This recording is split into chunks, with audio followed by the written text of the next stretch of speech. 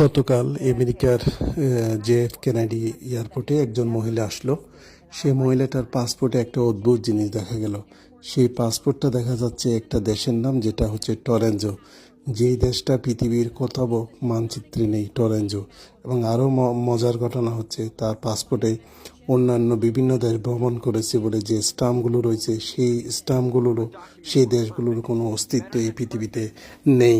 কিন্তু এই মহিলাটার যে পাসপোর্টটা ছিল, এই পাসপোর্টের মধ্যে যে বায়োমেট্রিক ছিল, সবগুলোই আসল, সবগুলোই সত্যিকার, একদম অরিজিনাল পাসপোর্ট। তো এই মহিলাটাকে যখন জিজ্ঞেস করা হয়েছিল, আপনি কোথা থেকে আসছেন, ও বলল টোকিও থেকে। তিনি বলল যে এটা কি আমেরিকা? মহিলাটা বলল হ্যাঁ আমেরিকা। ও মানে উনি ভুল করে এই জায়গাতে চলে এসছে। এখানে ওনাকে অনেক ইনভেস্টিগেশন করা হয়েছে। তো মনে করা হচ্ছে সে অন্য কোনো একটা পৃথিবী থেকে ভুলে আমাদের পৃথিবীতে চলে